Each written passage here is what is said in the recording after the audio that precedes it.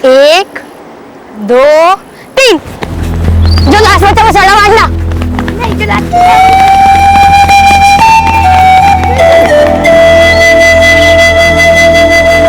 हमें दौड़ लगाना पसंद था।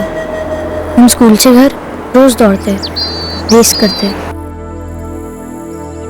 हमें पेड़ों पर चढ़ना भी अच्छा लगता था। हम रोज कोई नया पेड़ चुनते, ऊंचे से ऊंचा। कभी मैं सबसे ऊपर पहुंचता तो कभी सुमित।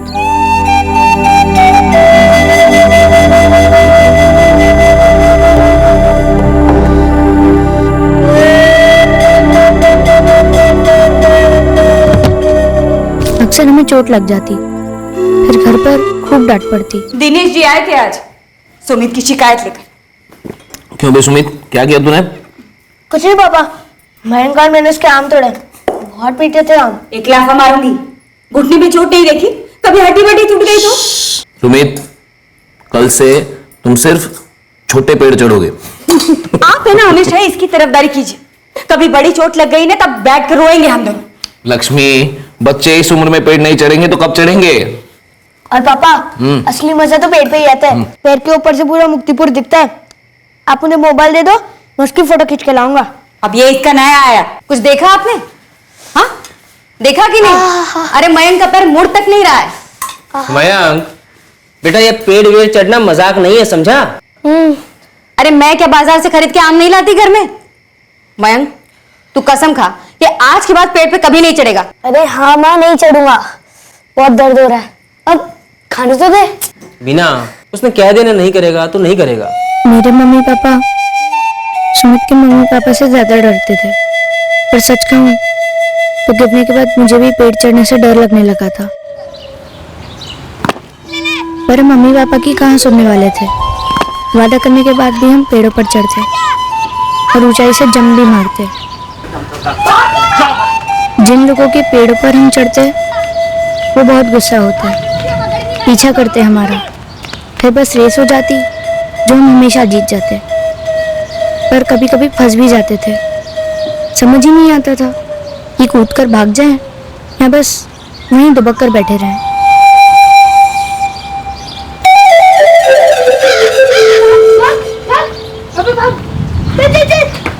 ऐसे बहुत लोग थे जो हमसे गुस्सा थे, लेकिन हमें पसंद करने वाले भी बहुत थे गांव में। वो हमारे साथ खुद बच्चे बन जाते, मस्ती करते। मयंक, सुमित, आजा। पर हम कभी सोच भी नहीं सकते थे कि कोई हम दोनों से इतना नाराज होगा, हमसे इतनी नफरत करेगा।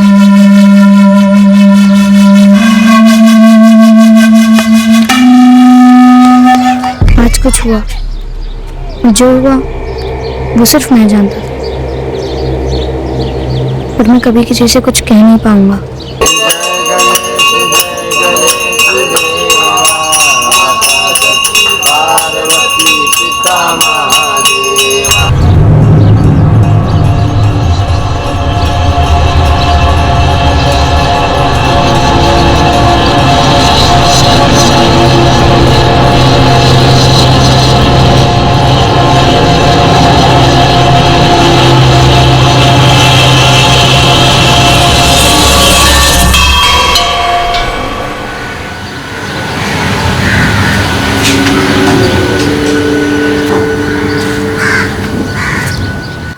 अरे सुमित नहीं आया अभी तक, थोड़ी देर में रात हो जाएगी।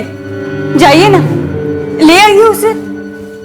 खेल रहा होगा अपने दोस्तों के साथ, आ जाएगा।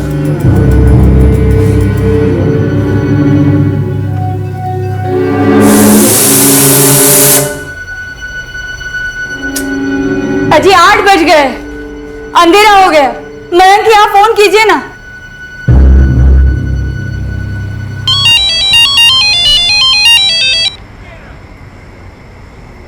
हाँ जी, तू बोल। अरे हरीश, सुमित तुम्हारे घर पे है क्या? नहीं तो मयंक घर पे पहुंच गया? हाँ, वो तो 1 घंटे पहले घर पहुंच गया। बस थोड़ा सा बुखार चढ़ा है उसे। ठीक है। मयंक, सच बोल, तूने पेड़ से कुछ तोड़ के खाया तो नहीं ना आज? हाँ?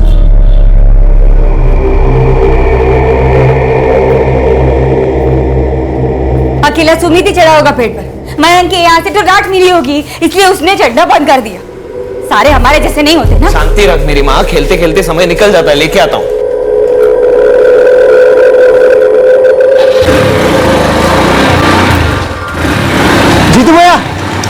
जीतू भैया रुके। क्या हुआ? मंदिर से जो थोड़ी दूर पेड़ है, आपका सुमित उस पेड़ से गिर गया तो बुरी तरह जख्मी हुआ है। मैं कह रही थी आपको चिल्ला के उसे मत चढ़ाओ, लेकिन आपने नहीं सुना। पता नहीं मेरे बच्चे को क्या हुआ होगा। क्या हुआ? ये कैसे हुआ? ये मैं चारा लेने आई थी, ये पेड़ के नीचे बेहोश गिरा था।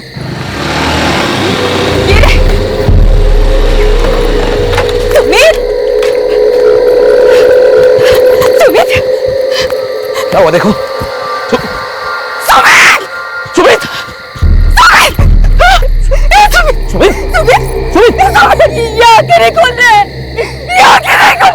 रिक्शा लेके आ, जल्दी भाग। अरे घबरा मत, नारायण गया ऑटो लेने के लिए, अभी आता होगा। जीतू भाई रिक्शा खोल जल्दी। अरे रिक्शा खोलना। कुछ नहीं होगा सुमित, कुछ नहीं होगा। स्टार्ट कर।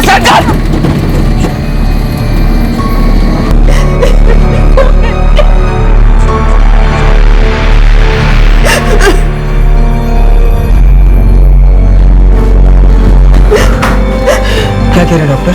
पता नहीं, अंदर है।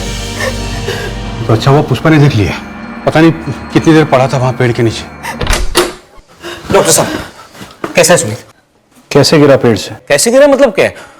जैसे बच्चे पेड़ पर से फिसल के गिरते हैं वैसे आप क्या कैसे, वो कैसा है? कैसा हम बात कर सकते हैं?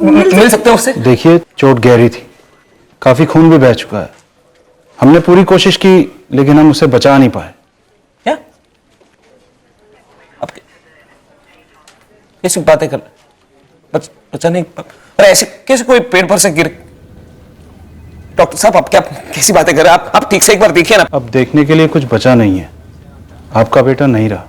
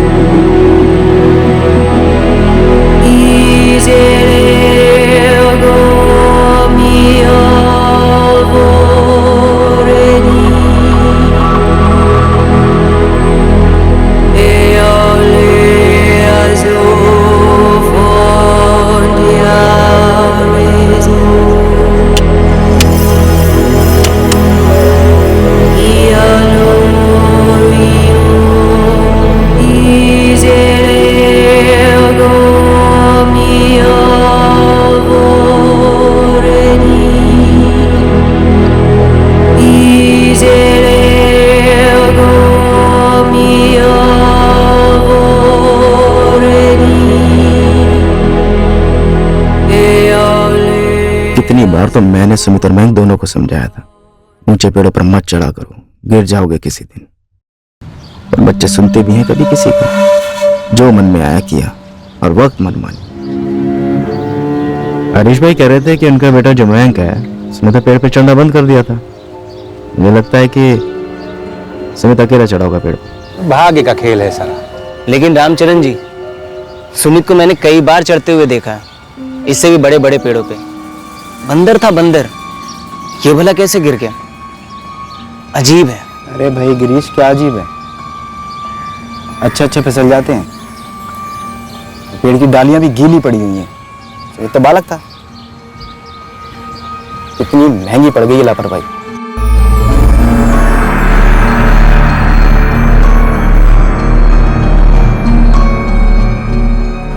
बुखार तो उतरने का नाम ही नहीं ले रहा है, और जब से सुमित के बारे में बताया है बुखार चढ़ता ही जा रहा है। शाम तक बुखार नहीं उतरा तो डॉक्टर साहब को दिखाते हैं। और थोड़े दिन स्कूल भी नहीं जाने देते हैं, है ना?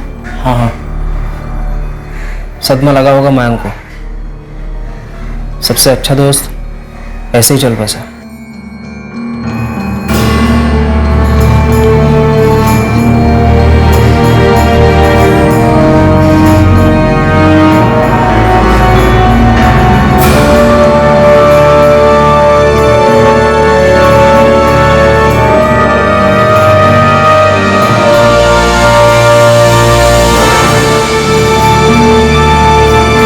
सुनिए ना, वो मयंक कह रहा है कि उसको सगाई में नहीं आना है।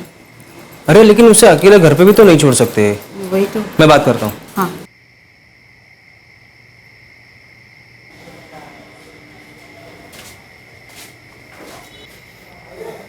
मयंक, जानता हूँ बेटा, आसान नहीं है भुलाना,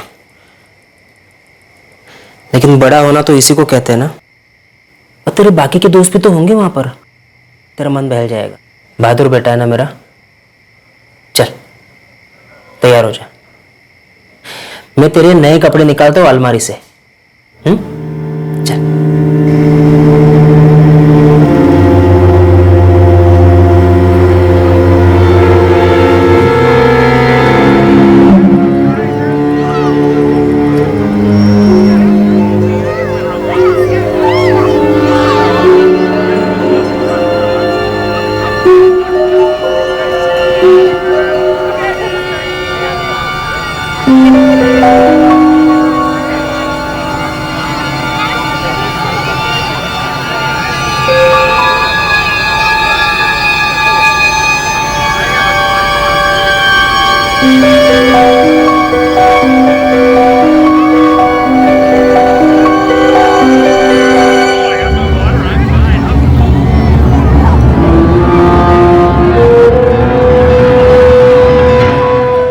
मयंक बेटा, निखिल, वीर, अमन सब लोग बाहर खेल रहे हैं, तू यहाँ बैठकर सगाई देखेगा क्या? जा तू भी बाहर जाके खेल।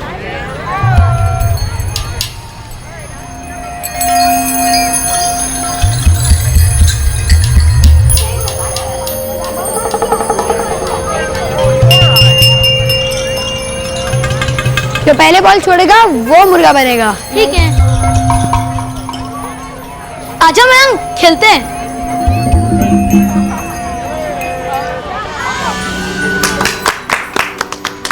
चलो गिरीश और निशा, देखो तुम दोनों की जीवन यात्रा का टिकट तो कट गया अब। अब रमन जी और सतपाल जी, देखिए जल्द से जल्द इनकी शादी का मुहूर्त निकाल के भेज देते हैं इन्हें सुखद यात्रा पर। बिल्कुल रामचरण जी, बिल्कुल। पर पहले आज का भोजन तो करना है।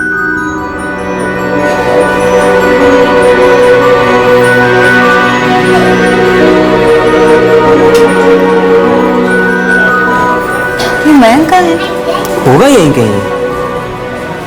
मैं देखती हूँ उसको। मयंक, मयंक, मयंक, मयंक, मयंक, मयंक। सुनो, अरे मयंक कहाँ है? नहीं मिला? नहीं। निखिल, मयंक कहाँ है? पता नहीं हरीश काका, अरे अभी तो तुम्हारे साथ खेल रहा था ना। उसका मूड ही नहीं था खेलने का आज, वो खेला ही नहीं आज हमारे साथ। क्या हुआ मयंक? खेला नहीं है? इसको क्या हुआ? क्या छोड़ना, अपन खेलते हैं। चल बॉल फेंक।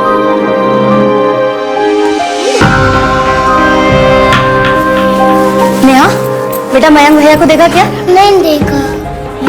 क्या हुआ? जी वो हमारा मयंक पता नहीं मिल नहीं रहा। अरे यही कहीं होगा। अरे नहीं है, मैंने सब दूर देखा, कहीं पे भी नहीं है। आप में से किसी ने देखा क्या हमारे मयंक को? बेटा आपने देखा क्या? हाँ? बाहर खेल रहा होगा। परेशान होता है, यही कहीं होगा, देखते हैं।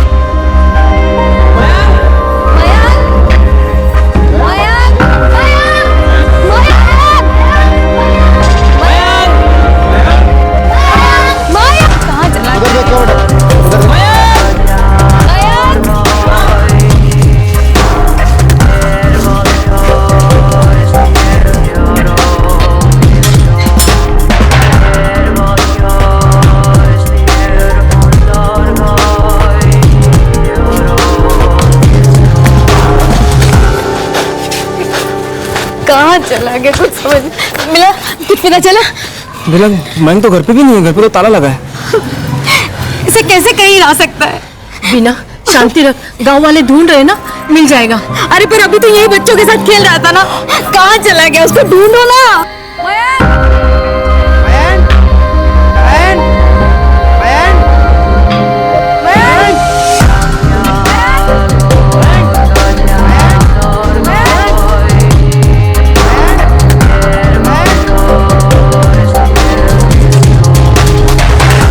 गश्त पर लगे सभी पेट्रोलिंग टीम को सूचित किया जाता है कि मयंक शुक्ला नाम के बच्चे के लिए लुकआउट पर रहे। बच्चे की फोटोग्राफ सभी पेट्रोल्स को फ्लैश की जा रही हैं। मुक्तिपुर, साजिद नगर, प्रीतम नगर, इन इलाकों में इमीडिएटली सर्च शुरू कर दो। बच्चा 9 साल का है, मयंक शुक्ला नाम है, कम्युनिटी हॉल से गायब हुआ है। बच्चे की फोटो सभी टीम को डिस्पैच की जा चुकी है।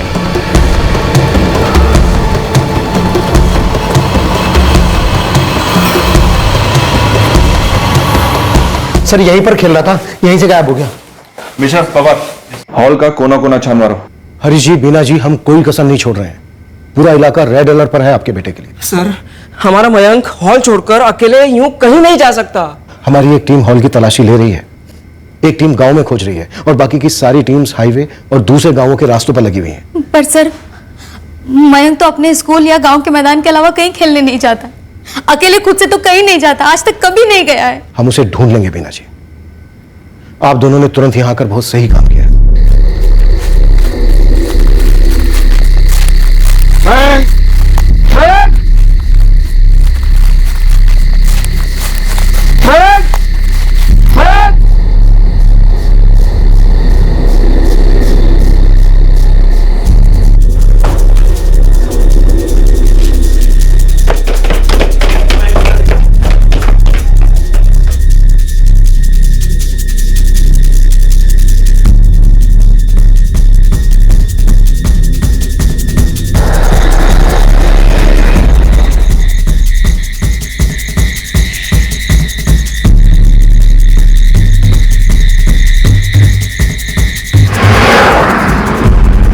सर, हम हाईवे से मुक्तिपुर को जाने वाले रास्ते की शुरुआत पर हैं। अभी तक यहाँ कोई मूवमेंट दिखी नहीं है सर। एक टीम को गांव के अंदर की तरफ भेजो पांडे, डबल चेकिंग होगी, सख्त वाली।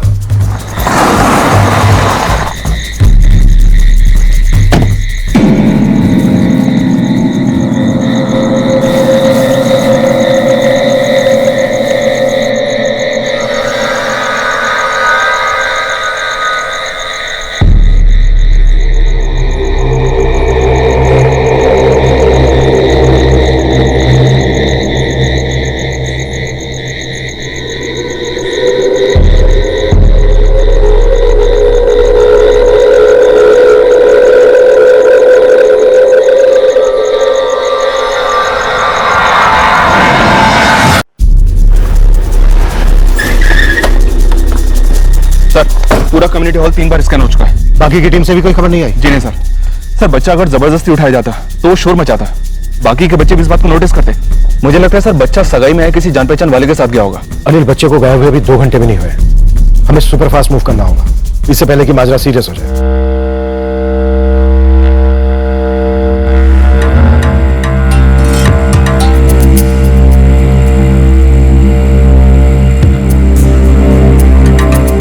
जतिन, मुझे मुक्तिपुर गांव के हर घर की खबर चाहिए। कौन कौन कल रात को अपने घर वापस नहीं लौटा या गांव में था ही नहीं। ठीक है साहब, मैं अपने 2-3 बंदों को काम पे लगाता हूँ, थोड़ा सा वक्त दो मुझे। आदमी दे सकता हूँ, खर्चा दे सकता हूँ जतिन, लेकिन वक्त नहीं। तू जो करना चाहता है कर, लेकिन 1 घंटे के अंदर अंदर मुझे इन्फॉर्मेशन चाहिए ठोस। 9 साल का बच्चा गायब हुआ है। आरती गांव के हर खाली घर, खंडर, नशे के अड्डे, सुनसान इलाके, सबको एक बार फिर से स्कैन करो। बाहर से कोई खबर नहीं आई है। इस बात की पूरी संभावना है कि मयंक शुक्ला को गांव में कहीं छुपा कर रखा गया होगा। अगवा? सर, मेरे बेटे मयंक को कोई अगवा क्यों करेगा सर? फिरौती या दुश्मनी के लिए। हरीश जी, हमने आपके और आपकी पत्नी बीना जी के फोन की टैपिंग शुरू कर दी है। फिरौती वाला एंगल तो जाहिर है, आपके कई सारे खेत हैं, शायद आप फिरौती दे पाए। और रही बात दुश्मनी की, तो ये जाहिर नहीं है। मैं क्या कहूं सर, मेरे तो कुछ समझ में नहीं आ रहा है। मेरी किसी के साथ कोई दुश्मनी नहीं है। गांव के सभी लोग मुझे जानते हैं, हम लोग यहाँ पर बरसों से रह रहे हैं सर। लेकिन मयंक खेलते खेलते कम्युनिटी हॉल से गायब हुआ है। अब या तो कोई जान पहचान वाला उसे बहला फुसला कर ले गया, या फिर वो अपने आप से कहीं चला गया है। हरीश जी, मयंक को किसी तरह की कोई परेशानी थी क्या? 9 साल के बच्चे को क्या परेशानी हो सकती है सर?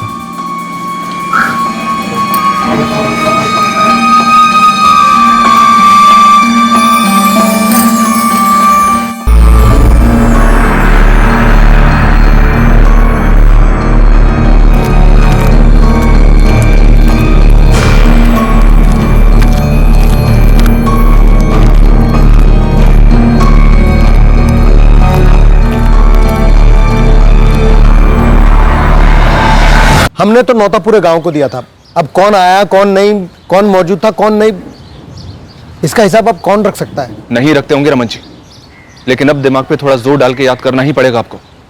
9 साल का बच्चा हॉल से गायब हुआ है, मामला काफी संगीन है, उसके अपने आप से कहीं भी जाने के चांसेस काफी कम है। हो सकता है कि आपके ही गांव का कोई जान पहचान वाला उसे अपने साथ बहला फुसला कर ले गया। रमन जी, आपको अपने मेहमानों की लिस्ट बनानी ही पड़ेगी, कुछ भी कीजिए।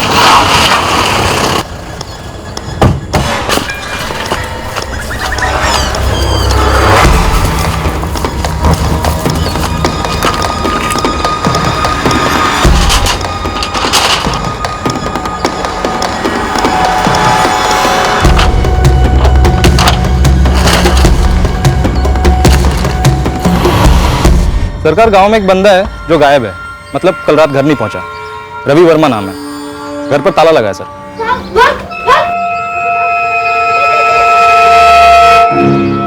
फोन नंबर निकलवाया इस रवि वर्मा का? सर मैंने मैसेज किया है आपको। इसकी पड़ोसन बता रही थी कि इस रवि वर्मा की जो बीवी है ना, उसका मायका प्रीतम नगर में है। फोन मत करना, सीधे प्रीतम नगर से उठाओ। सरप्राइज देते हैं इस रवि वर्मा को। पांडे को बोलो कि एक टीम लेकर उसके गांव के घर पर जाए, ताला तोड़े, तलाशी ले। पता चला वहीं बंदी बनाकर रखा है बच्चे को।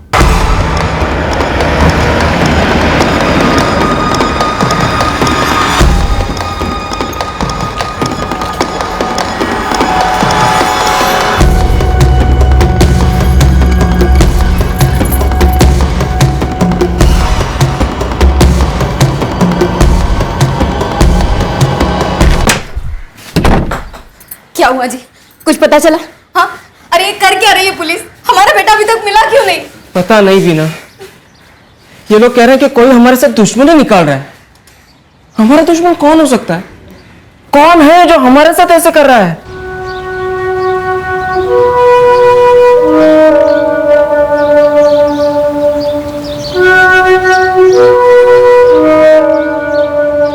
आप सब लोग जब मयंक को ढूंढ रहे थे तो ये नारायण गुप्ता कहां था? मैंने नारायण को सगाई के बीच में कहीं जाते देखा था।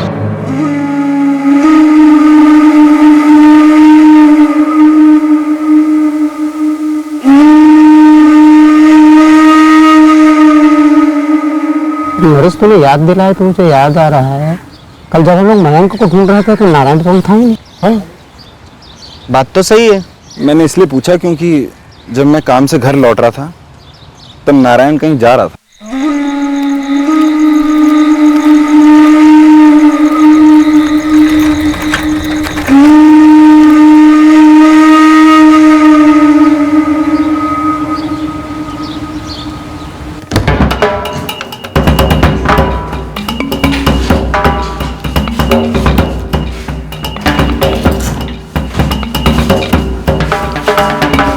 मैं रात को घर नहीं लौटा तो इसका मतलब मैंने मयंक को अगवा कर लिया। सीधे धमक गए आप यहाँ तलाशी करने के लिए। किसी के बाप का राज है क्या? बापों का बाप कानून है और उसी का राज है, और कानून का आदेश है कि तुम्हारी ससुराल की पूरी तरह से तलाशी ली जाए। घर का एक एक कोना छान मारो, जल्दी मूव।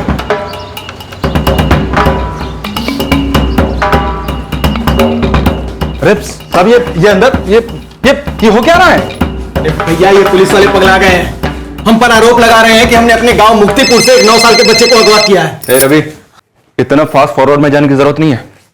हमने अभी आरोप नहीं लगाए, हमसे पूछ रहे हैं तो से तूने किया है या नहीं। अच्छा, अरे सुनिए, रत्ना काकी का फोन था। मुक्तिपुर में हमारे घर में ताला तोड़कर पुलिस अंदर घुस गई है। अरे साहब, ये क्या हो रहा है? हम यहाँ पर एक फैमिली फंक्शन में आए हुए हैं। ये हमारे आशीष भैया हैं, हमारे साले साहब। इनकी बीवी की गोद भराई की रस्म थी। और फिर ऐसा नहीं है कि हम कल रात को सिर्फ घर नहीं गए थे, परसों से हम यहीं हैं। हाँ साहब, ये सही कह रहा है, ये परसों से यहीं पे है। और साहब, हमें भी न्योता था रमन मिश्रा जी के बेटे की सगाई का, पर हम लोग यहाँ पर थे इसलिए नहीं जा पाए। हाँ सर, बच्चा घर में नहीं मिला। कमाल करते हैं आप, यहाँ बच्चा कैसे मिलेगा? तो कहाँ मिलेगा बता दे।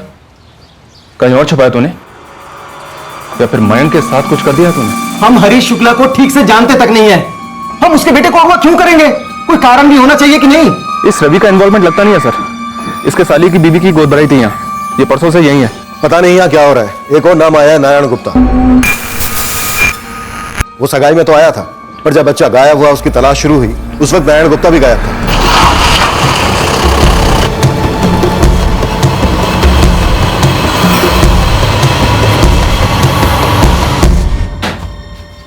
क्या चल रहा है आप लोग? एक मिनट, नारायण गुप्ता, आपको हमारे साथ चलना होगा। सर क्यों? ये जो हरीश जी का बेटा मयंक गायब हुआ है, उसके सिलसिले में आप मुझे ले जा रही हैं? क्यों, कोई और भी सिलसिला है क्या? अजी, मयंक को गायब करने में मेरा क्या हाथ हो सकता है? तुम्हारा क्या हाथ हो सकता है ये पता लगाने में हमारा हाथ जरूर होगा। फिलहाल तुम्हें चलना होगा। नारायण गुप्ता, आपकी कोई अनबन थी नारायण के साथ? अनबन मतलब? सर, मेरे कुछ खेत मैंने इस नारायण को खेती करने के लिए दिए थे। फसल कटने के बाद जो भी कमाई होती थी उसके 50% नारायण ने मुझे देने होते थे। तो कभी पैसों का घपला किया उसने, या आपने कोई नाइंसाफी की उसके साथ? मैं क्यों करने लगा सर? गलत तो उसने किया था। 2 महीने पहले मुझे पता चला कि वो जितनी फसल दिखा रहा था उससे कई ज्यादा उगते थे मेरे खेतों में, और जिसके पैसे वो मार रहा था। ना जी ना हरीश जी, कोई घपला नहीं कर रहा हूँ, मैं हिसाब में थोड़ी सी भूल हो गई है। शायद तुम्हें भूल रहे हो कि मैं भी एक किसान हूँ और मैं अपनी जमीन को अच्छे से पहचानता हूँ। मेरा नाक कान सब है यहाँ पर, और मेरे पास तो पूरा चिट्ठा है। पिछले 1 साल से घपला कर रहे हो तुम। आपके कान भर दिए किसी ने। तुम्हारे दिन भर गए हैं। इतनी अच्छी जमीन मैंने ईमानदारी में, भागीदारी में तुम्हें दी, और तुमने क्या किया? सोने का अंडा देने वाली मुर्गी की गर्दन ही काट दी। ये तुम्हारे लिए आखिरी फसल होगी बस, और उसके बाद तुम मुझे यहाँ पर नजर भी नहीं आना। ये क्या कह रहे हैं आप हरीश जी? ऐसे कैसे अचानक निकल जाऊं? नियत में गड़बड़ नहीं हुई, हिसाब में गड़बड़ हुई, और आपकी जो भी रकम है ना मैं लौटा दूंगा, और आइंदा मुझसे गलती भी नहीं होगी। बस मुझे इन खेतों से मत निकालो। एक बार भरोसा हट जाता है ना तो सब कुछ हट जाता है नारायण। इस बार की फसल मेरे सामने कटेगी बस। जो कुछ भी होगा मेरे सामने होगा। धान का धान, भूसा का भूसा, और उसके बाद तुम मेरे खेतों पर नजर भी नहीं आना।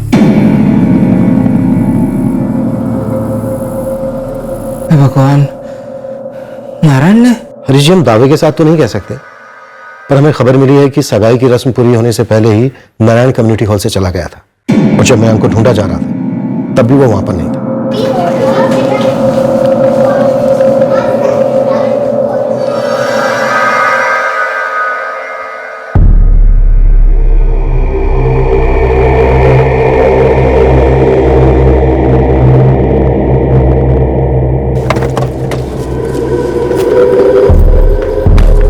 मैडम जी, पूरा घर तो उधेड़ ही दिया है, अब कैसे पूछताछ? सगाई के दिन तू कहा था नारायण?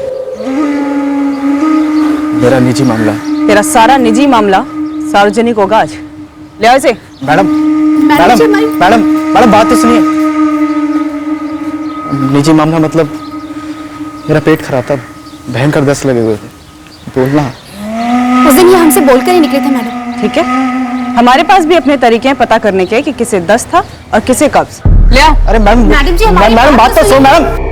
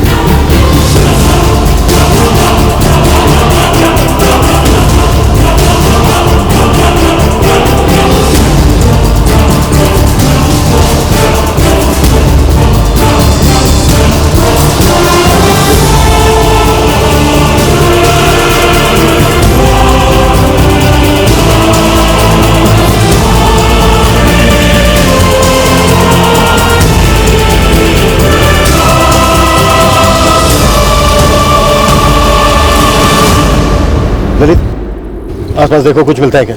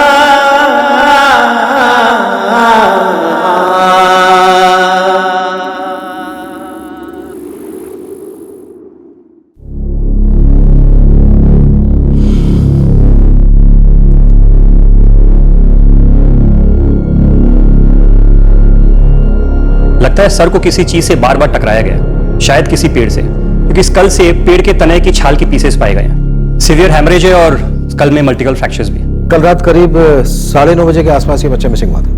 मर्डर को लगभग 18 घंटे हो चुके हैं। मतलब अगवा किया और तुरंत मार डाला होगा, लेकिन वेन्यू से अगवा होते वक्त बच्चे ने शोर नहीं मचाया। एक और बात इंस्पेक्टर, जो कि शॉकिंग है। क्या डॉक्टर? बच्चे का रेप हुआ इंस्पेक्टर, सोडोमी। भयंकर असॉल्ट रहा है। आप देख सकते हैं बच्चे की पैंट पर खून के धब्बे हैं, लेकिन सीमेंट का कोई नामो निशान नहीं। शायद पानी में धुल गए होंगे। इतने छोटे मासूम बच्चे के साथ ऐसी हवानियत।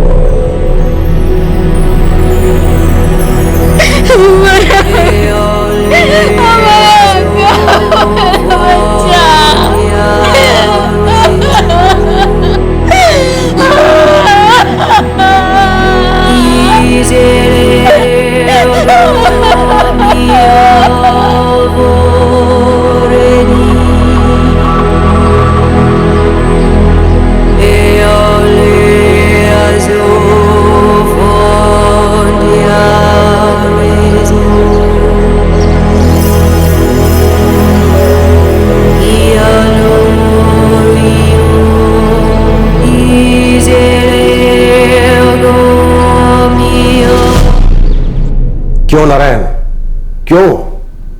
सिर्फ इसलिए कि हरीश ने तुझे अपने खेतों की दी लीज खारिज कर दी थी? इस गुस्से का बदला तूने इस तरह से उसके बच्चे से निकाला? इतनी विकृति भरी है तेरे अंदर। साहब मुझ पर इतने भद्दे इल्जाम मत लगाइए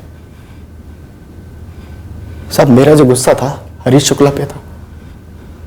अरे मैं बच्चा था, मैं उसका तो ऐसा नहीं कर सकता। आप देखिए, मैं आपको मानसिक विकृति का आदमी लगता हूं? किसी के चेहरे पे लिखा होता है क्या कि वो क्या है? और तेरे पास कहीं लिखित में है, कोई सर्टिफिकेट है कि तू हरीश का गुस्सा उसके बच्चे से नहीं निकाल सकता?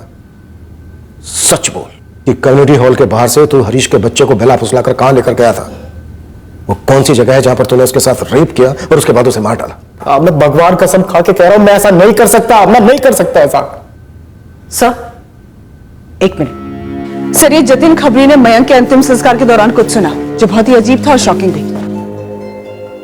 क्या? सर, 3 हफ्ते पहले इसी गांव में एक दूसरे बच्चे की मौत हुई थी। सुमित राठौर नाम था बच्चे का। मयंक का बहुत अच्छा दोस्त था ही सुमित। सरकार, मैडम ने मेरी ड्यूटी क्रियाक्रम पे लगाई थी।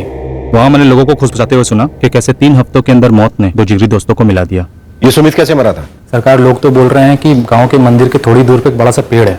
5 जून को ये सुमित वहां से गिर के मर गया। एक और बात है सर, ये जो नारायण गुप्ता है ना, वो इन दोनों बच्चों से बहुत चिढ़ता था। क्यों? सर, ये दोनों बच्चे मयंक और सुमित गांव के अलग अलग लोगों के पेड़ पे चढ़ के फल तोड़ते थे। वो उससे बर्दाश्त नहीं होता था, बहुत चिढ़ता था उनसे। और सुमित पेड़ से गिरता है और उसकी मौत हो जाती? जी इंस्पेक्टर, मैंने ही सुमित राठौड़ को अटेंड किया था। बहुत बुरी तरह गिरा था। सिर के पिछले हिस्से में गहरी चोट आई थी। सर के पिछले हिस्से में injury? Multiple injuries, heavy haemorrhage. Doctor, क्या आपको शक हुआ था कि ये पेड़ से गिरने से ना हुआ हो? फ्रैंकली इंस्पेक्टर, पेरेंट्स ने कहा कि पेड़ से गिरा था। मैंने और कुछ सोचने की जरूरत नहीं समझी और जो उन्होंने कहा उसे फेस वैल्यू पे मान लिया। पेरेंट्स से after all. Thank you doctor. Sir, ये अजीब तो है। 2 बेस्ट फ्रेंड 9 साल के 3 हफ्तों के पीरियड के डिफरेंस में मर जाते हैं। अब एक के लिए तो हम श्योर हैं कि मर्डर है, लेकिन दूसरे की मौत एक्सीडेंट बताई जाती है। पहले वाले बच्चे सुमित राठौड़ की इंजरी एग्जैक्टली मयंक शुक्ला की इंजरी जैसी थी। दोनों बच्चों के सर के पिछले हिस्से पर चोट लगी थी। सर, मंदिर से थोड़ी दूर जहां वो पेड़ है, आई थिंक हमें वहां जाके एग्जामिन करना चाहिए।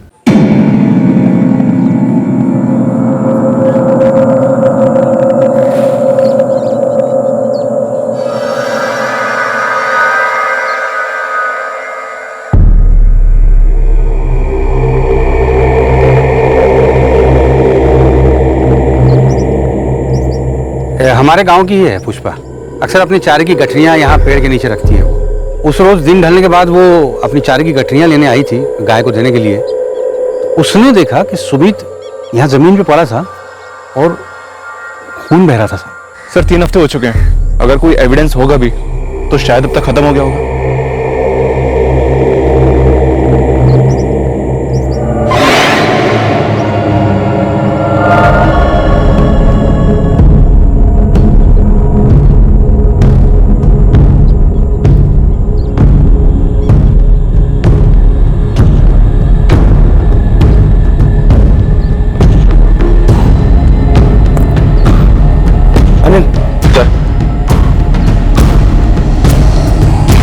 ये खून हो सकता है क्या? पॉसिबिलिटी है सर। सर ये खून है, सूखा हुआ है पर डेफिनेटली खून है। हेडक्वार्टर से फॉरेंसिक टीम को बुलाओ तुरंत। Right sir.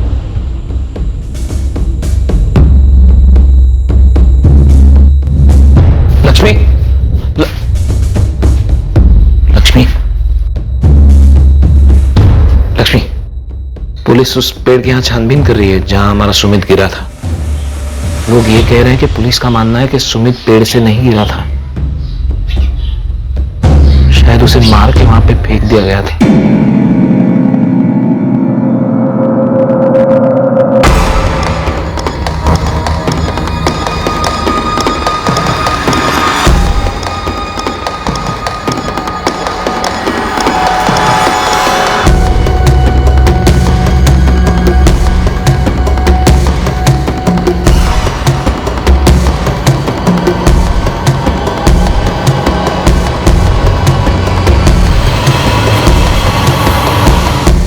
खून ही है इंस्पेक्टर, लेकिन ये खून सुमित राठौड़ का ही है ये जानने के लिए हमें उसका ब्लड ग्रुप और हेयर सैंपल ये दोनों चाहिए। आपको बाल मिले? जी इंस्पेक्टर। सर सुमित के पेरेंट्स से बात करते हैं। सुमित की बॉडी को कब्र से निकालने के लिए उनकी परमिशन लेते हैं। जतिन ने खबर दी है कि सुमित को वहीं दफनाया गया था जहां मयंक को दफनाया गया है। बहुत मुश्किल घड़ी है पेरेंट्स के लिए, पर जो करना है सो करना है। ठीक है, बुलाओ उन्हें।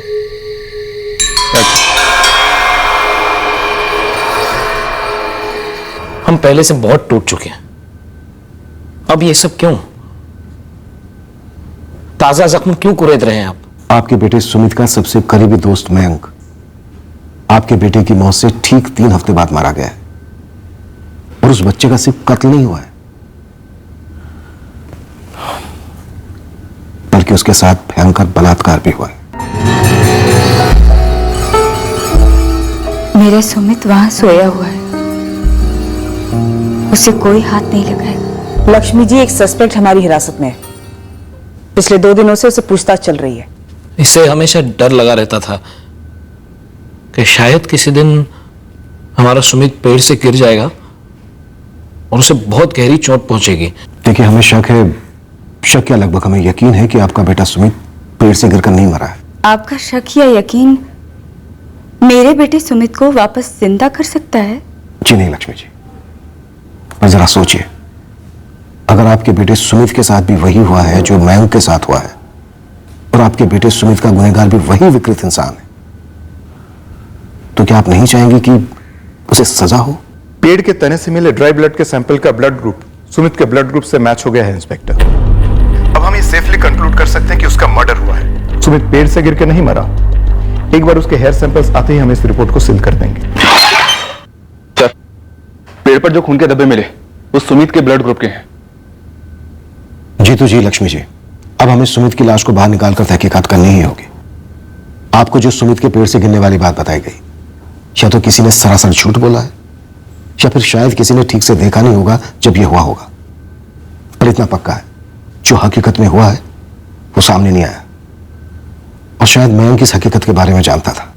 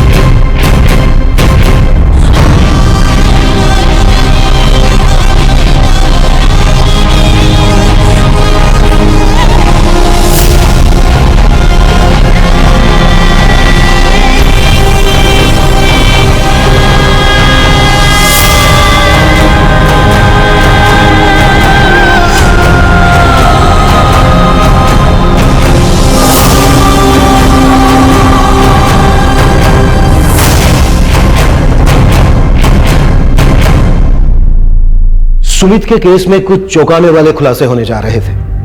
हम लगभग 100% श्योर थे कि सुमित और मयंक के केसेस दरअसल एक ही केस था।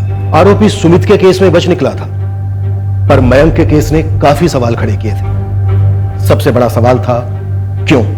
दो मासूम जानों को इतने भयंकर तरीके से क्यों कुचल दिया गया? जब इस बच्चे सुमित की लाश को गांव के अस्पताल लाया गया था, तब अगर पोस्टमार्टम किया होता तो ये केस कुछ अलग ही होता। सुमित का मर्डर हुआ था? Yes inspector. जिस तरह से स्कल में मल्टीपल फ्रैक्चर्स आए, वो पेड़ से एक बार गिर के होना लगभग नामुमकिन है। ऐसा लगता है किसी ने उसके सर को काफी फोर्स के साथ बार बार पेड़ के तने से टकराया। क्योंकि सुमित का पोस्टमार्टम नहीं हुआ था, इसलिए एक इंपॉर्टेंट डिटेल सामने नहीं आई। सुमित का भी रेप हुआ था, ब्रूटल सोडम। तो पूरी पॉसिबिलिटी है कि सुमित का भी रेप और मर्डर हुआ, ठीक वैसे ही जैसे मयंक का हुआ। यस, सेफली कंक्लूड कर सकते हैं। फिर भी मैंने हेयर सैंपल्स को मैचिंग के लिए फॉरेंसिक भेज दिया है, पर यह महज एक फॉर्मेलिटी है। जिस किसी ने भी ये काम किया है वो बहुत ही विकृत मानसिकता का इंसान है। I am so sorry inspector, पर उस दिन इमरजेंसी थी जब वो लोग सुमित को लेकर हॉस्पिटल आए। बच्चे के पेरेंट्स ने क्लियरली कहा कि वो पेड़ से गिरा था। लेकिन पेड़ से गिरना भी एक एक्सीडेंटल डेथ केस है। पुलिस को इन्फॉर्म करना आपकी ड्यूटी बनती थी। अगर तभी पोस्टमार्टम हुआ होता तो यह भयानक कांड बहुत पहले सामने आ गया होता और मयंक के साथ हुए हादसे को रोका जा सकता था। मैं सच में बहुत शर्मिंदा हूं सर। पहले सुमित, फिर मयंक। अब क्या बहाना है तेरा? कबूल करता हूँ साहब। मैं एक जुर्म कबूल करता हूँ साहब। मैंने हरीश के खेतों की बड़ी हेरा फेरी की थी। मैं लालची हो गया था, लेकिन साहब आपके पैर पड़ता हूँ। गद्दे के मेरे इल्जाम मत लगाइए। वो बहुत मासूम बच्चे थे साहब। जिन पर तुझे गुस्सा था, पता है मैं चिढ़ता था तो उन दोनों से। साहब ऐसा बिल्कुल नहीं है। सुमित को अस्पताल ले जाते हुए मैं जीतू के साथ, और सजा वाली शाम साहब सचमुच मेरा पेट खराब हो गया था। मैं घर चला गया था। झूठ बोल रहा है तू कोई घर नहीं गया था। कोई तरह पेट वेट खराब नहीं हुआ था। जो भी सच है सच बोल। तो आप ना मेरी पत्नी से पूछ लीजिए। उसे बताकर गया था कि मेरा पेट खराब है, मैं घर जा रहा हूं। और जब सब सुमित की खबर आई थी ना, तब मैं मंदिर में था, आरती में लगा हुआ था।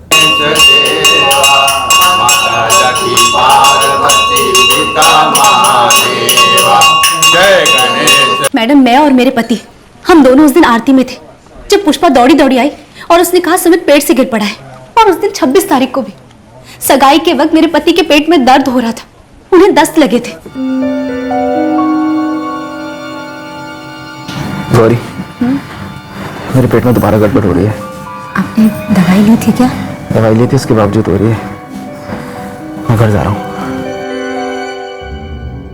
जब मैं हॉल से बाहर निकला था तब मैंने मयंक को देखा था, बैठा हुआ था गुमसुम। आपको मुझे जितना मारना है ना मुझे मारो, लेकिन मैंने कोई कानून नहीं किया है। मुझे बच्चों पे गुस्सा आता था, वो मेरे बादाम चुराते थे। हरीश जी पे भी गुस्सा था, बेरोजगार कर दिया था। लेकिन साहब इतनी अच्छी हरकत, इतने घटिया इल्जाम मत लगाइए। सुमित के साथ जो हुआ, क्या मयंक को उसके बारे में कोई भनक हुई होगी? सर, मयंक को उसी दिन बुखार चढ़ा था। सर, तनाव में फीवर आना ये कॉमन है बच्चों में। सर, नारायण के मुताबिक मयंक सगाई के दिन भी उदास था। वो कम्युनिटी हॉल के बाहर गुमसुम बैठा हुआ था, उदास। हो सकता है वहां से उसे किसी ने उठा लिया हो, पर मयंक इस पर चिल्लाया ना हो। सर, मयंक 3 हफ्ते से डिप्रेशन में था। क्या सर ये सिर्फ दोस्त सुमित को खो देने का दुख था, या फिर सुमित की मौत के बारे में किसी जानकारी को लेकर दुख था? सर, शायद वो डरा हुआ होगा। शायद इस सबकी जड़ सुमित के मर्डर से जुड़ी हुई है। दोनों को सोडोमाइज किया गया, दोनों को सर पटक कर मार डाला गया। एक बेहद विकृत और सड़ा दिमाग ही ऐसी हरकत कर सकता है। विकृत बर्ताव का एक एक्सट्रीम एग्जाम्पल इंस्पेक्टर। इस केस में 3 पॉसिबिलिटीज हैं। पहली ये, या तो ये आदमी अपने अंदर बच्चों के प्रति एक भयंकर हीन भावना पालता था और उन्हें दर्द देकर उसे एक विकृत सुकून मिला होगा। दूसरी, या तो फिर इस आदमी के मन में बच्चों के माँ बाप के प्रति एक अनकंट्रोल गुस्सा था और उन्हें आजीवन दर्द देने के लिए वो इन बच्चों को एक दर्दनाक मौत देता है। और तीसरी पॉसिबिलिटी, वो महज एक सेक्स मैनियक था जिसकी सेक्सुअलिटी बुरी और पूरी तरह से इम्बैलेंस थी, और रेप करने के बाद अपने बचाव के लिए वो विक्टिम्स का मर्डर कर देता था। मैं नारायण को पूरी तरह से रूल आउट नहीं कर रहा हूं, लेकिन उसे प्राइम सस्पेक्ट बनाने के लिए हमारे पास उसके खिलाफ कोई ठोस सबूत नहीं है। कहीं ऐसा ना हो कि हम गलत पेड़ पर चढ़ जाएं और असली मुजरिम यहां गांव में एक और बच्चे को अपना शिकार बना जाए। सर, जो भी मुजरिम है, सुमित के केस में तो कानून के रडार से बच निकला, पर मयंक के केस में पूरी तरह से एक्सपोज हो चुका है। हमें इसकी विकृत हरकतों को यहीं पर रोक देना है। मयंक और सुमित के दोस्तों से बात करते हैं, पता लगाते हैं कि 5 जून को दरअसल क्या हुआ था। हो सकता है उसके पहले कुछ हुआ हो।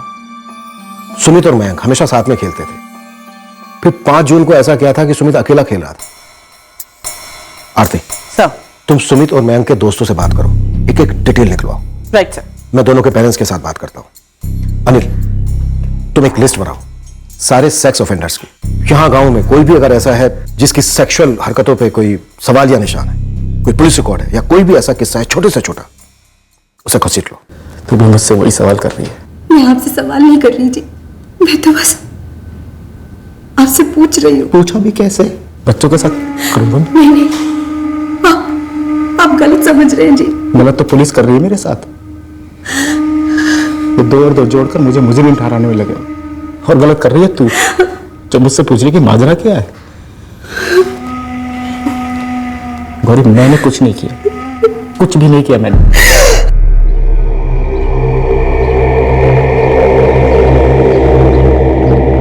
बेटा वीर, अमन, निखिल, आप लोग मुझसे डरो नहीं। 5 जून को आप सभी का दोस्त सुमित जिस पेड़ से गिरा और फिर उसके बाद वो बेहोश हो गया और फिर नहीं रहा, उस दिन क्या आप लोग उसके साथ खेल रहे थे? और उस शाम को खेलने के बाद आप सभी अपने अपने घर चले गए? हमें नहीं पता सर। मयंक जब घर आया तब उसे बुखार था। मयंक और सुमित हमेशा साथ होते थे। उस शाम मयंक ने कुछ बताया सुमित के बारे में कि सुमित कहाँ गया है? कुछ नहीं कहा, चुपचाप आकर लेट गया। मैंने पूछा कि क्या हुआ तो बोला कुछ अच्छा नहीं लग रहा है। मैंने उसे छू कर देखा तो उसको तेज बुखार था। कब तक खेल रहे थे वो तो पता नहीं मैडम, पर वीर को जल्दी जाना था। अभी मेरे को बाहर जाना है। क्यों? पापा ने कहा था कुछ जरूरी काम है। यार थोड़ी देर तो खेल के जाओ। हाँ वही तो यार, अभी हमारी बैटिंग भी नहीं आई है यार। हाँ। जान देना। अच्छा ठीक है, ले जा। चल भाई, फिर कल मिलते हैं। अभी चल चल बाय। उसके बाद सुमित और मयंक साथ निकले। हम लोग उन्हें चुंबक कहते थे, जैसे एक दूसरे से चिपके हो। क्या कोई ऐसा था जो सुमित और मयंक से बहुत ज्यादा घुलता मिलता था? अच्छा बेटा, आप लोग बताओ, सुमित की डेथ के बाद क्या कभी मयंक ने आप लोगों से उसके बारे में कुछ शेयर किया? नहीं मैडम, सुमित के डेथ के बाद मयंक एकदम उदास हो गया था, एकदम चुप चुप। हम तो इसी बात से परेशान थे कि सुमित की मौत के कारण हमारा मयंक कितना बीमार रह रहा है। मयंक ने कुछ बताया नहीं, तो हमें कैसे पता चलता कि सुमित के साथ ये ऐसा कुछ, और फिर हमारे मयंक के साथ भी ऐसा कुछ होगा। इस नारायण की दुश्मनी आपके साथ थी ना, तो फिर उसने हमारे बच्चे के साथ। मीरा जी, दयान ने साफ मना किया। उसका कहना है कि उसने ऐसा कुछ नहीं किया। ऊपर से हमारे पास भी नारायण के खिलाफ कोई ठोस सबूत इकट्ठा नहीं हुए। इसके लिए हमारे लिए जानना बेहद जरूरी है कि क्या मयंक अपने अंदर कोई जानकारी छुपाकर बैठा था जिसकी वजह से वो घुट रहा था? क्या उसके अंदर कोई डर था? शायद इसी वजह से वो बीमार रहने लगा था और फिर मायूस।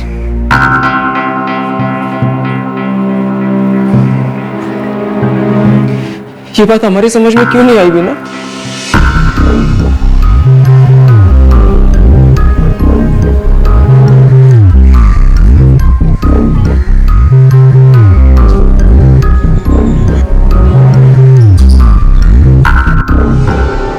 नारायण और गौरी दोनों आरती में मेरे साथ थे।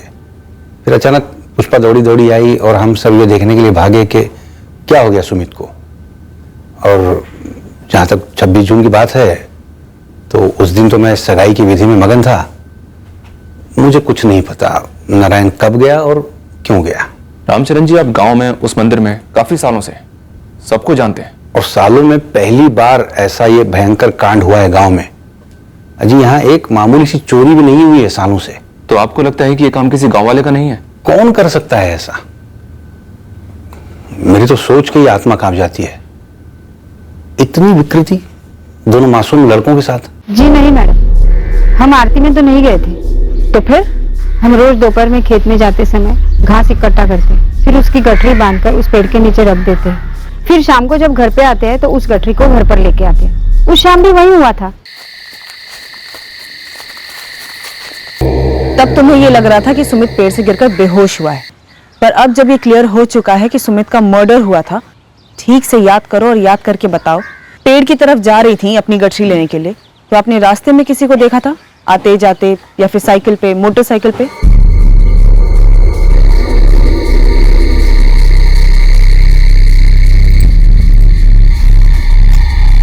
जी नहीं मैडम, किसके पास इतना समय होता है, कौन आता है कौन जाता है देखने के लिए।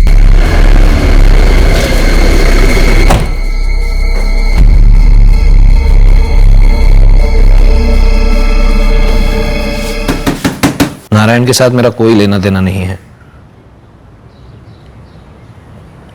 मेरे खेतों की देखभाल मैं खुद करता हूं। सुमित की मौत के बाद मयंक कभी मिलने आया था आप लोगों से? आपका और हरीश शुक्ला का किसी काम से या किसी और कारण से मिलना होता है कभी? कुछ साथ में करते हो? कोई कॉमन चीज है आप दोनों के बीच? एक ही गांव के जो है, हमारे बच्चे साथ पढ़ा करते थे।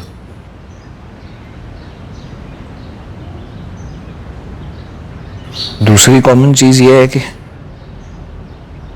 हमारे दोनों के बच्चों के साथ, मुझे बच्चों की उम्र का तो है नहीं, बड़ा है, लेकिन जो भी कोई है बच्चों को अच्छी तरह से जानता होगा, फ्रेंडली होगा उनके साथ। यही कारण होगा कि बच्चों को बहला फुसला कर ले गया और इसी वजह से हमले के वक्त दोनों बच्चों में से कोई चिल्लाया नहीं। देखिए, मुझे नहीं जानना है कब हुआ, कैसे हुआ, नहीं जानना है मुझे। हमारा इरादा आपके जख्मों को कुरेदने का नहीं, हमारा मकसद है उस आदमी तक पहुंचना जिसने आपको इतना गहरा जख्म दिया। जो भी होगा, जब भी पकड़ा जाएगा,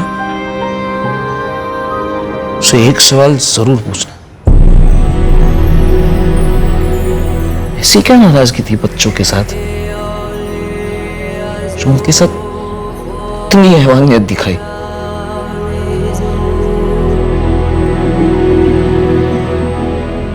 जी हाँ, हाई टेम्परेचर था, दवाइयों के बाद भी कंट्रोल में नहीं आ रहा था। मुझे ऐसा लगा था कि किसी गहरे शौक में था मयंक, क्योंकि कई दवाइयों के बाद भी उसका बुखार उतर ही नहीं रहा था। डॉक्टर अमृत, क्या मयंक ने आपसे कुछ कहा था, कोई हिंट दी थी? जी नहीं, हालांकि मुझे मयंक की मां ने उसके फ्रेंड सुमित की डेथ के बारे में बताया था। मुझे लगा शायद इसी वजह से वो डिप्रेस्ड है। कुछ दिन बाद पता चला कि मयंक के साथ ये हो गया है। डॉक्टर, मैंने मयंक के स्कूल में भी बात की, वहां सबका यही कहना है कि सुमित की डेथ के बाद पूरे 3 हफ्ते तक, जब तक मयंक जिंदा था, उसने किसी से भी स्कूल में कभी भी सुमित के बारे में कोई बात नहीं की। बस हाँ, वो खुद ही बहुत ज्यादा परेशान और मायूस रहता था। अब क्या कहें मैडम, शायद कोई सोच भी नहीं सकता था कि उस बच्चे मयंक के अंदर इतना कुछ चल रहा है। साहब, आपका पहला संदिग्ध रवि वर्मा, उसकी पूरी डिटेल निकाल ली मैंने। सरकार, इस रवि वर्मा के खिलाफ भी कुछ खास ऐसा सामने नहीं आया है। रवि के अलावा गिरीश मिश्रा की खबर निकाली है, वो 26 जून को जिसे सगाई थी ना, वो। ये बंदा साहब अपनी मोटरसाइकिल पर दोनों बच्चों को खूब घुमाता था। साहब, ये गिरीश ना बहुत मिलनसार बंदा है, सिर्फ उन दोनों के साथ नहीं, गांव के बाकी बच्चों के साथ भी ना फुल हंसी मजाक करता है। दिमाग भी एकदम टिप टॉप है, 12वीं पास से अच्छा कमाता है, कोई क्रिमिनल रिकॉर्ड भी नहीं है। नरेश चंडेल हाईवे के पास एक छोटी सी फैक्ट्री में काम करता है। उसका बेटा अंकित छोटे मोटे काम करता है, कभी प्रीतम नगर में, कभी साजिदपुर में। सरकारी से अंकित के यहाँ भी ऐसा कोई मेंटल के सामने नहीं आया है और कोई क्रिमिनल रिकॉर्ड भी नहीं है। और गहराई में खोज जतिन, हमें कोई पर्सनल एंगल नहीं मिल रहा है। हो सकता है कोई चर्सी वगैरह हो। पहली बार कांड करने के बाद निकल गया क्योंकि सबको लगा पेड़ से गिरा है, फिर दूसरी बार अटैक किया उसने।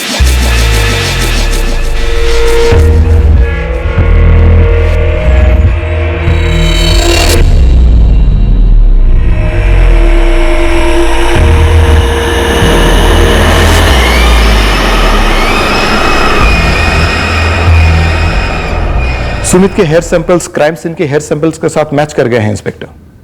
पूरी संभावना है कि सुमित के सर को पेड़ के तने से जोर से पटका गया होगा कई बार, जिसके चलते फ्रैक्चर्स और हेमरेज हुआ।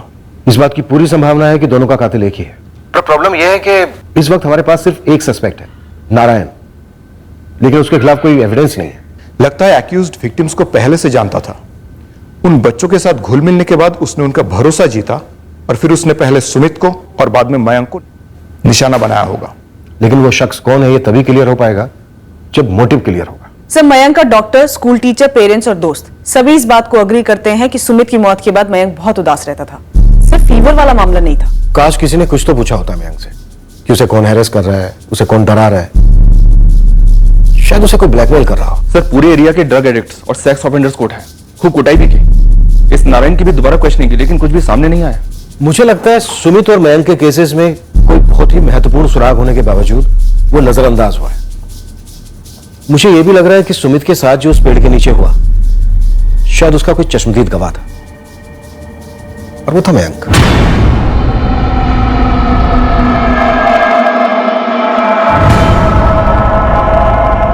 शायद मयंक ने सुमित के हत्यारे का चेहरा देख लिया। वो इससे इतनी बुरी तरह से डर गया होगा कि उसकी जबान ही खामोश पड़ गई। फिर उस विकृत हत्यारे ने मयंक को कम्युनिटी हॉल के बाहर अकेला पाया और फिर उस पर अटैक किया।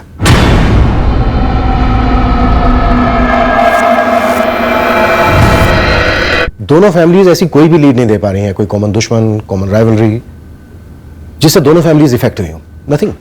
जब मयंक को बुखार चढ़ा तब मुझे उसके बुखार की फिक्र थी, जबकि ये दिख रहा था कि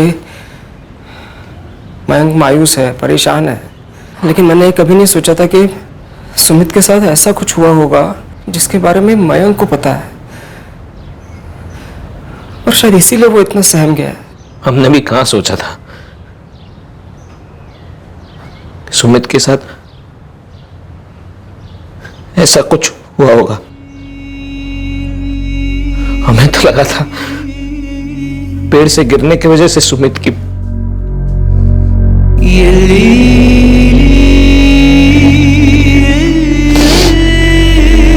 अब सोचता हूं तो लगता है किसी ने हमारे बच्चों को इतनी दर्दनाक मौत क्यों दी। मेरी तो नारायण के साथ कोई दुश्मनी नहीं थी, मेरी किसी के साथ दुश्मनी नहीं थी, फिर भी क्या तुम्हारी किसी के साथ दुश्मनी थी हरीश, जो तुम्हें इतनी महंगी पड़ी?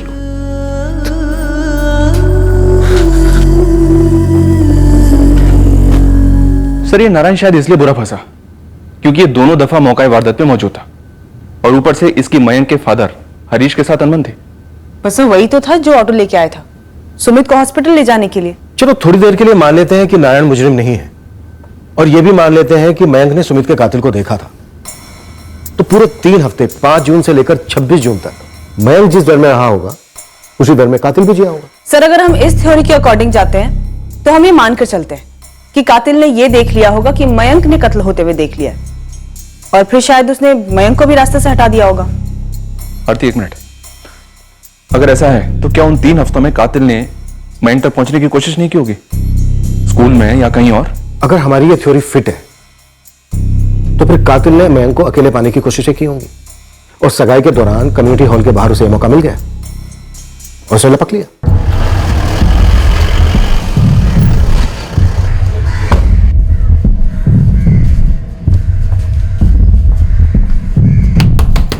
सुमित की खबर के बाद मयंक कभी खेलने गया ही नहीं।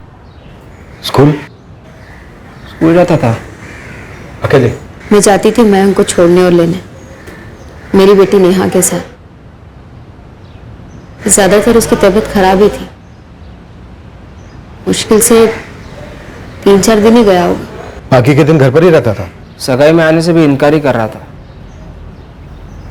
और तो मैंने उसे मना लिया क्योंकि हम लोग उसे घर पर अकेले छोड़ना नहीं चाहते थे। तो उस रात पहली बार ऐसा हुआ होगा कि मयंक घर से बाहर आया सगाई के लिए, और वहां पर वो अपने दोस्तों के साथ खेलने के बजाय अकेले बैठा था। मैं अपने आप को कोस कोस कर थक गया हूं सर, कि क्यों मैंने उसे बाहर खेलने भेजा। मैं उसे बाहर भेजता नहीं तो उसे कुछ होता भी नहीं।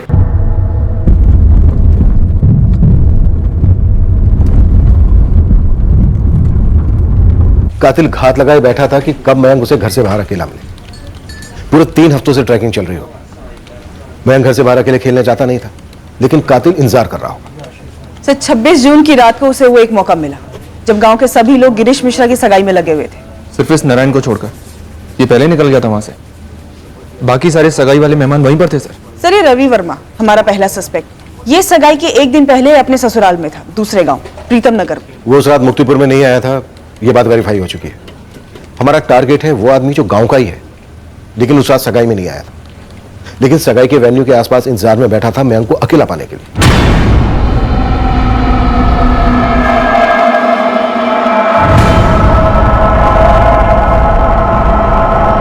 गांव के वो कौन कौन मर्द हैं जो उस रात गांव में ही थे लेकिन सगाई की दावत में नहीं आए थे? सर, मैंने तो गांव के घर घर में नौता दिया था और मेहमानों की लिस्ट भी आपको दे दी थी। अब उनमें से कौन नहीं आया इसकी गिनती मैंने नहीं रखी। रमन जी थोड़ा जोर डालिए, सोचिए, याद कीजिए कोई और ऐसा था जो नहीं आया था सगाई पर। रमन जी, हमें शक है कि जो कातिल है वो गांव का ही कोई बंदा है जो शायद सगाई में नहीं आया था। वो कम्युनिटी हॉल के बाहर ये घात लगाए बैठा था कि कब उसे मयंक अकेले मिल जाए, और अनफॉर्चुनेटली मिला भी। रमन जी सोच विचार कीजिए, गांव वालों से भी बात कीजिए, हो सकता है उनमें से किसी ने कुछ ऐसा देखा हो। जी सर, मैं बात करूंगा।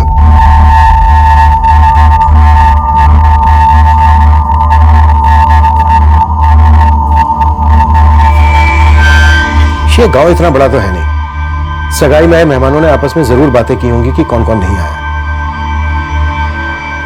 गांव वालों की ग्रिलिंग बनती है। सर, मैंने थोड़ा ध्यान दिया तो मुझे एक बात याद आई। आप सब लोग जब मयंक को ढूंढ रहे थे तो ये नारायण गुप्ता कहाँ था?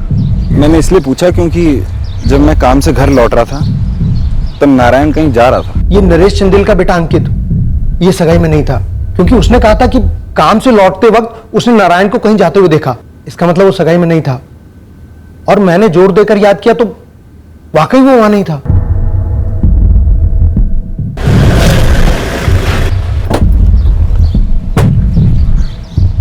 अंकित की माँ है आप? जी अंकित है घर पर? नहीं, वो तो काम पर गया है। कहाँ काम करता है वो? प्रीतम नगर में। प्रीतम नगर में कहाँ पर? बस इतना पता है कि वहां पे मंडी में किसी ठेले पे काम करता है।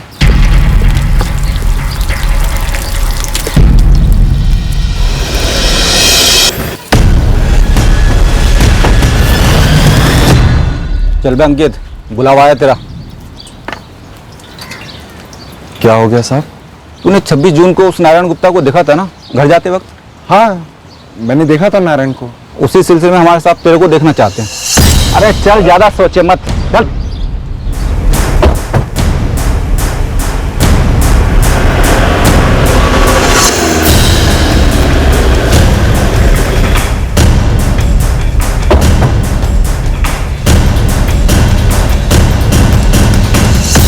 कहाँ था का मतलब?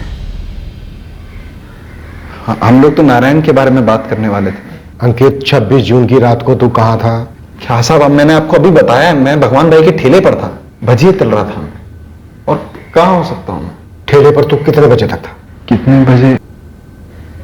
सर, हमारा ठेला काफी देर रात तक चलता है, और कितने बजे थे मैंने ध्यान नहीं दिया। आंखें बंद कर सोच और हमें बता कि तू भगवान के ठेले से कितने बजे लौटा, गांव में कितने बजे दाखिल हुआ, और घर जाते वक्त नारायण को तूने कितने बजे देखा? ये अंकित रोज काम पर तो आता नहीं मैडम, जिस दिन भी आता है पूरे दिन काम करता है, और उसकी जो भी मजदूरी बनती है टिका देता हूँ। 26 जून को अंकित आया था काम पे? मैडम, इस तरीके से इस बंदे का कभी हिसाब रखा नहीं, कितने दिन आया, कब गया। देखो भगवान, ठीक से याद करो और हमें बताओ, क्योंकि ये हमारे लिए जानना बहुत जरूरी है कि 5 जून और 26 जून इन 2 दिनों की शाम अंकित तुम्हारे ठेले पे आया था या नहीं आया था? 5 जून को मैं कहाँ था? सर, मैं काम पर था।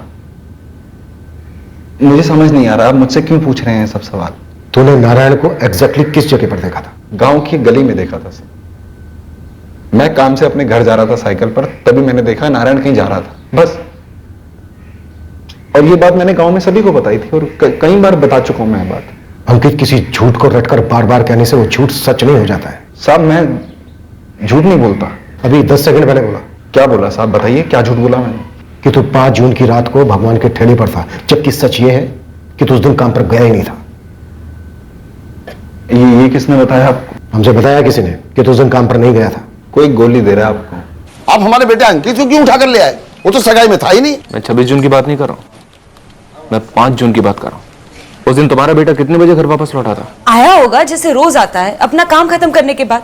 ओ साहब, ये नारायण के खिलाफ कुछ मिला नहीं तो मेरे बच्चे को फंसाओगे आप।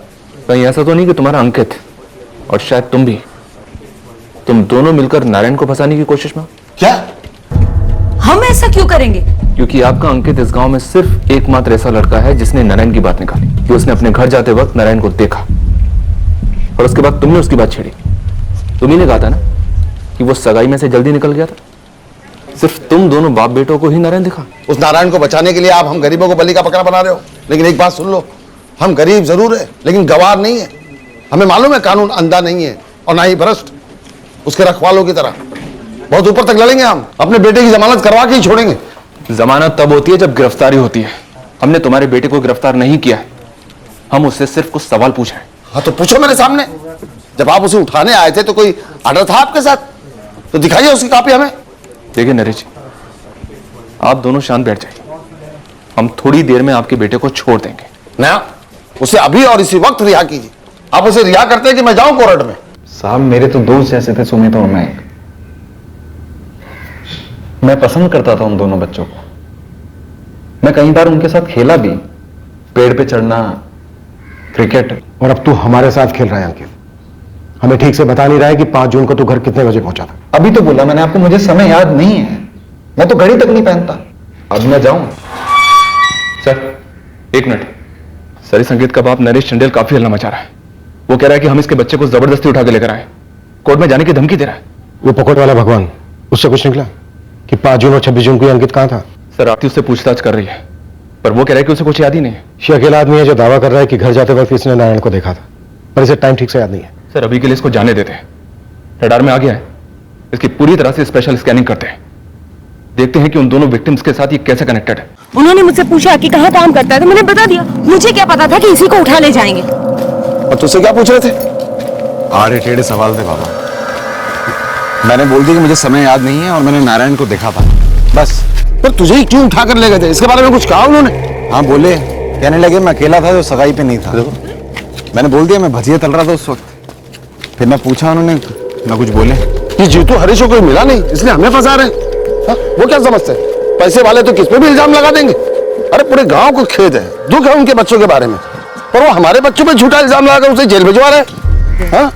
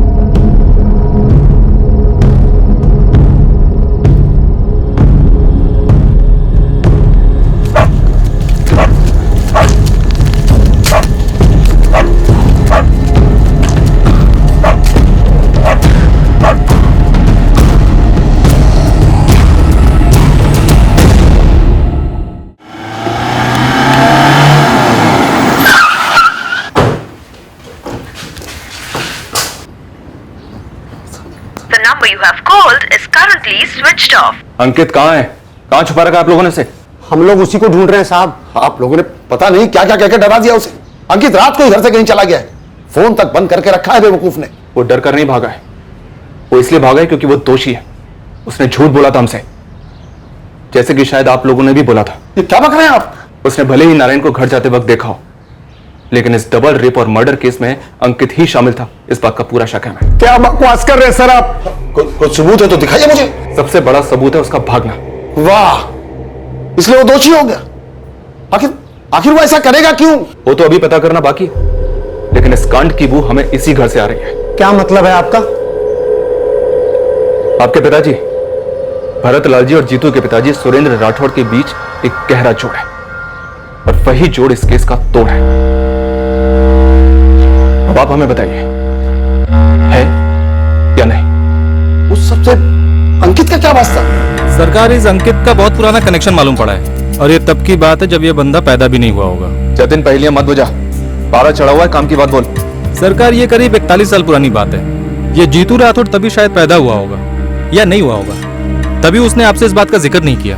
शॉर्ट में बोल, कट टू कट, काम की बात। इस जीतू राठौड़ का एक चाचा है ईश्वर राठौड़, जो इस वक्त सेंट्रल जेल में उम्र कैद की सजा काट रहा है। क्या? जी हाँ सरकार, करीब 41 साल पुराना मर्डर केस है।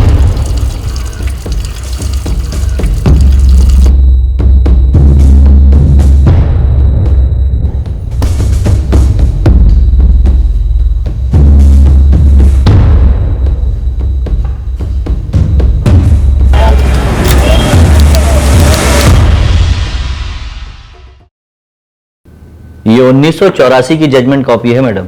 बड़ी मुश्किल से कोर्ट की लाइब्रेरी से जाके इसकी कॉपी निकाल पाया हूं मैं। मैडम पूछ सकता हूं कि क्यों मंगवाया आपने ये केस पेपर? मतलब इतना पुराना केस।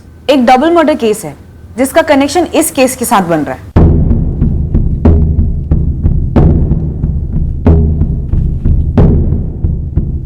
हमें ये मिला जब हमें अंकित पर शक हुआ और देखा कि बच्चों के मर्डर का केस आपके पिता, आपके चाचा और अंकित के दादा से जुड़ा है।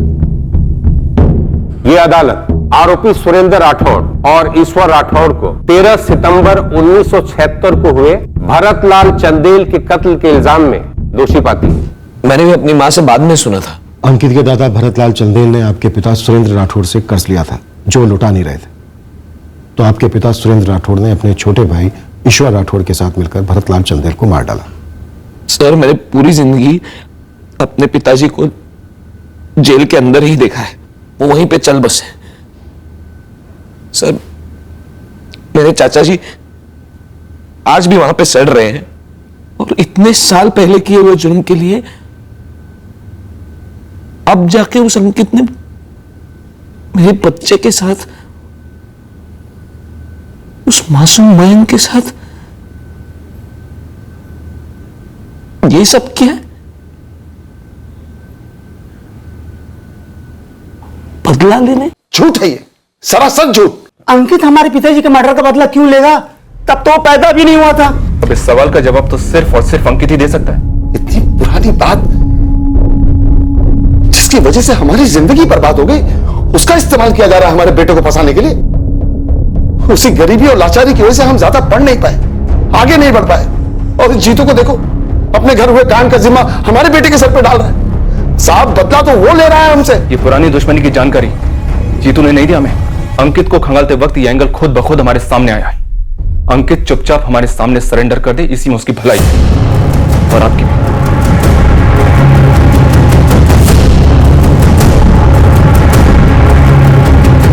इस अंकित चंदेल की तस्वीर हर बस स्टैंड, रेलवे स्टेशन, चौक, मार्केट सब जगह लगाई गई है। ये बंदा हमें हमारी हिरासत में किसी भी हाल में चाहिए। तुम्हारे पास सिर्फ 24 घंटे हैं, उसके ऊपर 1 सेकंड भी नहीं।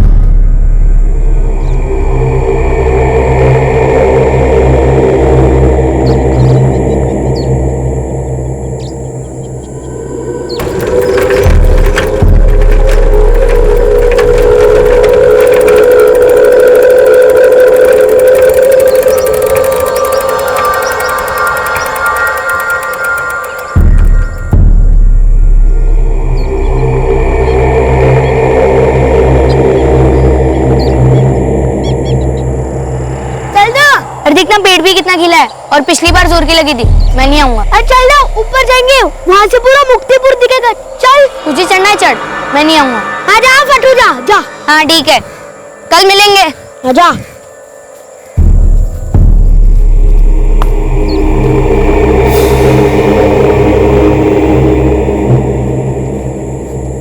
कैसे हो? मस्त। तू कैसा है? ठीक।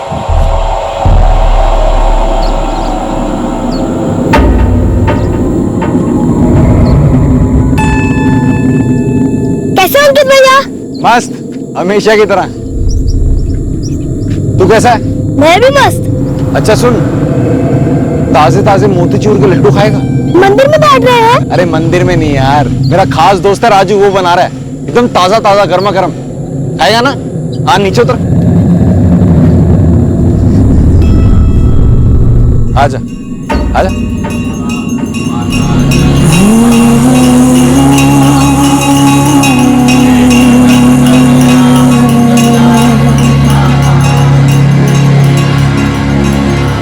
आवाज मत निकालना, गला काट दूंगा। चू मत करना।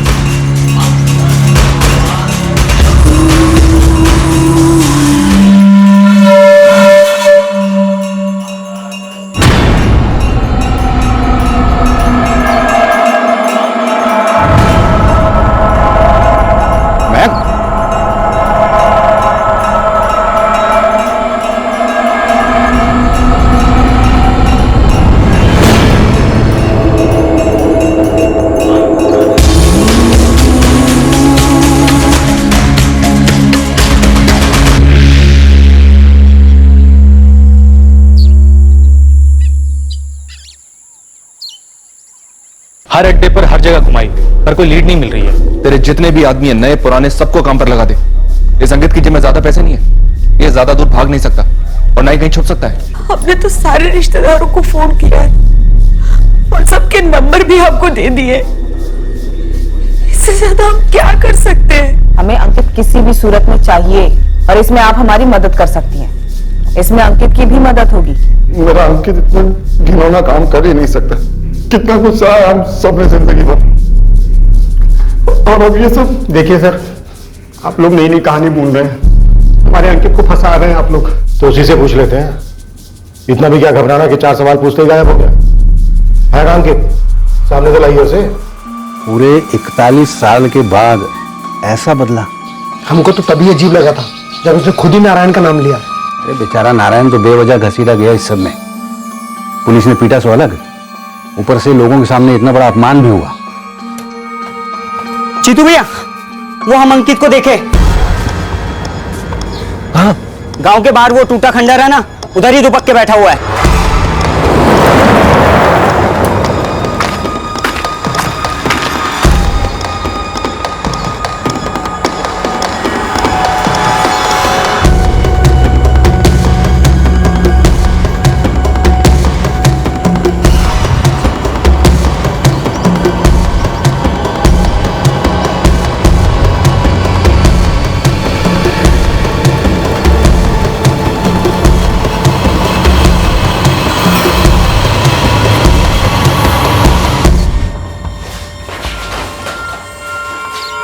भागने की कोशिश मत कर अंकित।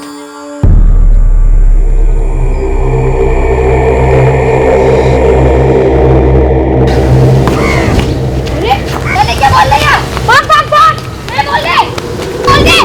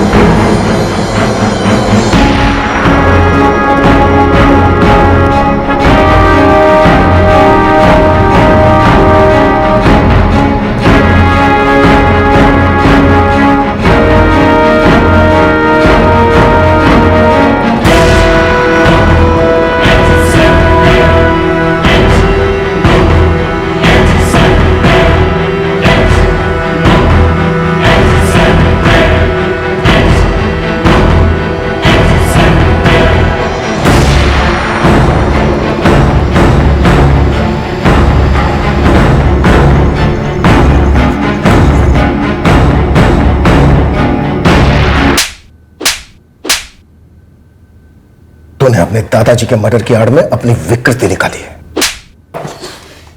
तुम बीमार है साले।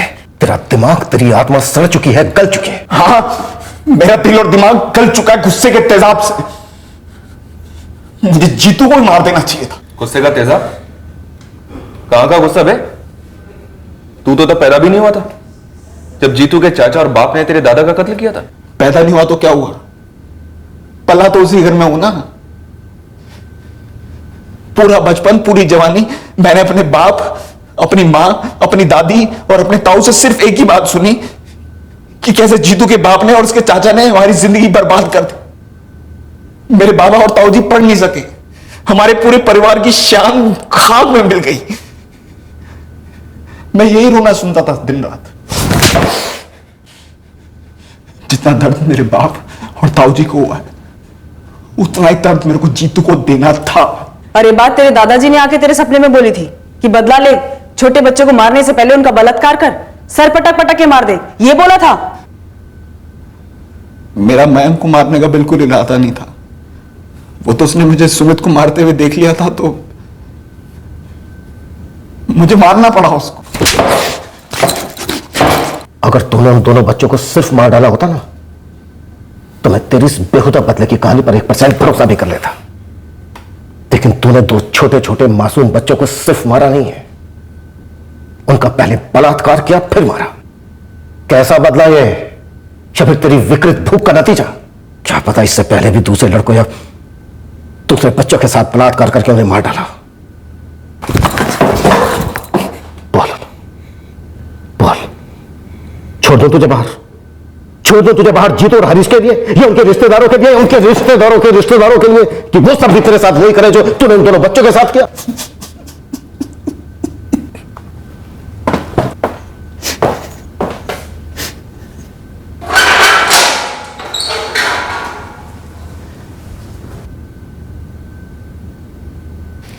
कब से कह रहा था मैं कि मैं घटिया काम नहीं कर सकता? देख भाई, मैंने माना, लेकिन हर रोज ऐसा केस भी नहीं आता और हर रोज किसी की ऐसी पिटाई भी नहीं होती। पर जिसकी होती है ना पिटाई और बदनामी, जिंदगी भर की होती है।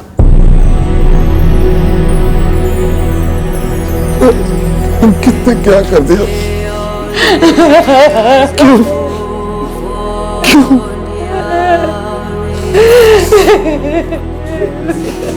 मुझे डर लगता था पेड़ से गिर जाएगा, चोट लग जाएगी। ये दर्द तो उस चोट से है जिसके बीज हमने बोए भी नहीं। मयंक इतना डरा हुआ था, इतना सहमा हुआ था, क्यों नहीं हमने उसे गले लगाकर पूछा कि बेटा बोलो, क्या बात है, बोलो, डरो मत, बोलो हमसे, क्या बात है?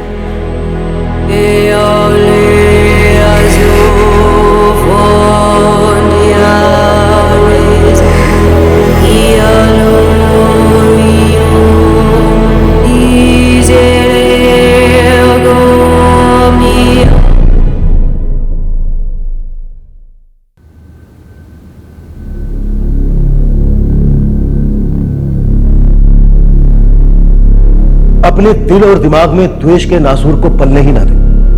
द्वेष ना किसी इंसान से हो, ना किसी अतीत के किस्से से, क्योंकि पता ही नहीं चलता ये द्वेष कब इतनी गहरी नफरत में बदल जाता है और इतना जहर उगलता है जो तेजाब की तरह हर चीज को, हर रिश्ते को जलाकर राख कर देता है। नफरत सबसे बड़ा दुश्मन नफरत करने वाले का है। ये एक ऐसा बॉम्ब है जो उसी के हाथ में फटता है और उसी को ढेर कर देता है। नफरत के बीज बोए नहीं जाने चाहिए, उन्हें तुरंत दफन किया जाना चाहिए। जय हिंद। इस तरह के और भी एपिसोड देखने के लिए हमारे चैनल को सब्सक्राइब करें और बेल आइकन दबाना ना भूलें।